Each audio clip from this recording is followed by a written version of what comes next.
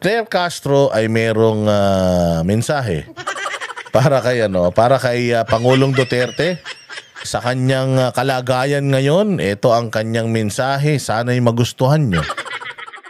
Umaga po, Yusek.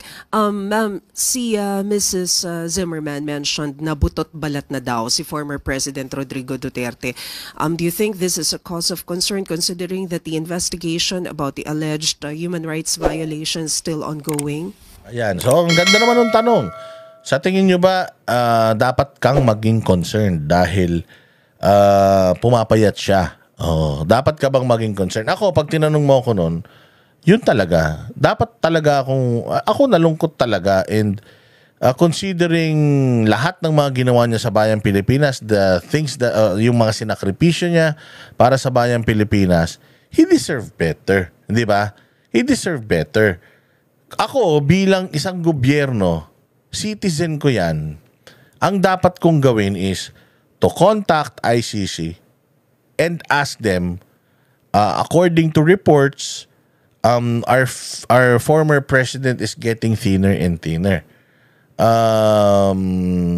Can you give us an assurance that he's fine, that he's well taken care of, that he's eating? Are you forcing him to eat? Kasi kailangan nyo siyang puwersahin na kumain, because kung hindi kakain yung tao, walang nutrients sa edad niya, baka madisgrasya yan, di ba? Ikaw bilang isang Pilipino, bilang isang gobyerno, gusto mo as much as possible yung iyong kababayan sa ibang bansa dapat nasa maayos na kalagayan. Are we asking too much from the government? Siguro konting humanity lang. Huwag niyong sabihin na nanghihingi kayo ng humanity kaya nga siya nandiyan dyan dahil sa crime against humanity. You have to understand that PRD is innocent until proven guilty.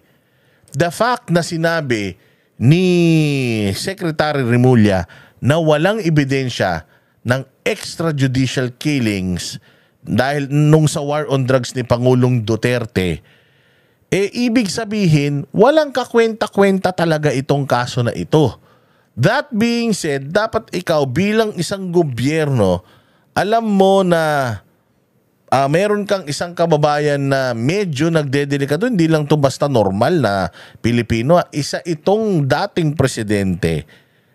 Hindi ka ba nababahala sa kanyang kalagayan considering na pumapayat siya? Ito ang sagot ng magaling nating tagapagsinungaling sa Malacanang. Sa napanood po natin na pagsasalita ni Ma'am Elizabeth Zimmerman, sinabi niya na pumayat, yes, pero mukhang healthy, ayon sa kanya. At he's okay. Ang sabi pa nga daw ng dating Pangulo ay, you go home. I'm fine. I'm okay. So, di ba ganyan din yung mga lolo natin? Para ka naman din nagkaroon ng lolo. Di ba ganyan yung mga lolo natin na mga strongman na kahit may nararamdaman na sasabihin niya, okay lang ako. Yung lolo ko ganyan. Kahit hinang-hina na pag tinanong mo, okay ka lang dyan? Okay lang ako dito. Kaya mo? Kayang-kaya to. Malayo sa bituka, gaganon yun. Pero hirap na yun. Di ba? Siguro naman, dapat naiintindihan mo yun bilang isang tao.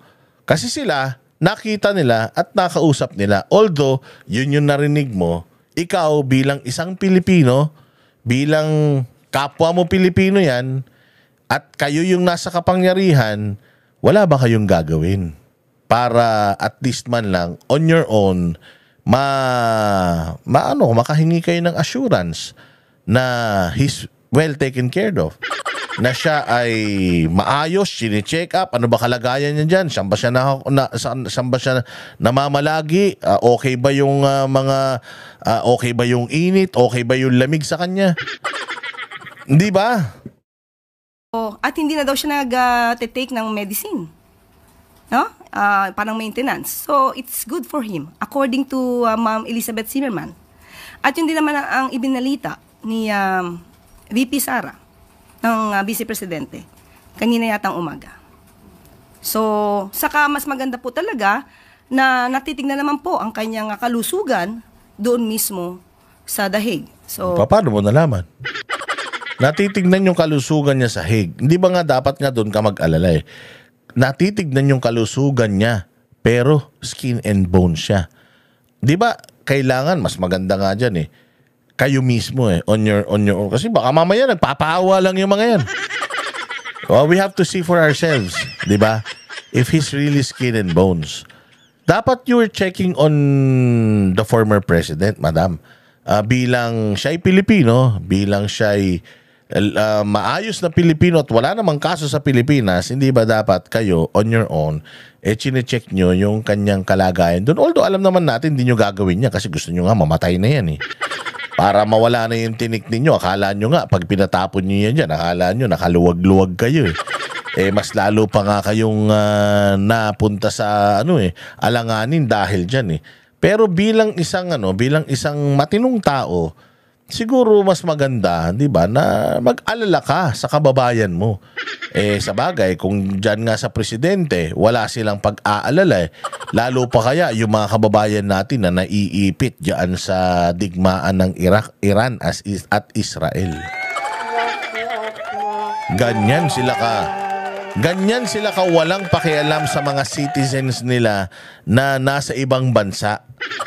Oo, lalong-lalo na dito kay Pangulong Duterte na ipinatapon sa ibang bansa. Wala siyang maling sinasabi dito.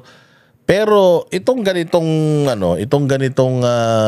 salita, usually kung ikaw ay normal na tao, yan, maganda yung sinasabi niya. Pero kung ikaw ay nasa kapangyarihan, at least man lang, bigyan mo ng assurance yung mga Pilipino na itong dating presidente natin, kayo din naman na nagpatapon dyan, dapat sinisigurado nyo na okay ba talaga yung kalagayan niya dyan. So, hindi naman po pababayaan ang Pangulo, ang dating Pangulo doon. So you don't see this as a cause of concern? Diba? Yun ang tanong eh. You don't see this as a cause of concern? Given the situation. Sa ngayon po, dahil mismo ang pamilya niya nagsabi na okay po ang Pangulo. So it's Oo, di ba? It's a no. Even the reporter is saying, so you don't see this as a cause of concern? So ibig sabihin talaga, this government is really insensitive. Kung wala silang pakialam sa dating presidente, sa kalagayan ng dating presidente, ikaw pa kaya? Ikaw pa kaya? Sino ka ba? Normal na Pilipino ka lang, di ka pa nagbabayad ng income tax. Oo, value added tax lang yung ambag mo sa bayang Pilipinas. Sino ka ba? Ganyan nila itrato ang isang Pilipino. So, kaya dapat wala na tayong asahan sa administrasyon na to. In terms of Pangulong Duterte, dapat wala na talaga tayong asahan dito kay Claire Castro dahil wala siyang pakialam sa isang 80 years old na nasa isang malamig na bansa na nangangayayat ng sobra, hindi sila concerned. Tinanong siya, so hindi ba to parang hindi ba concerning para sa iyo itong binalita nung pamilya? O sa kanya hindi. Baka nga sabi ko sa inyo, baka mas gusto nga nila mamatay pa yan. Baka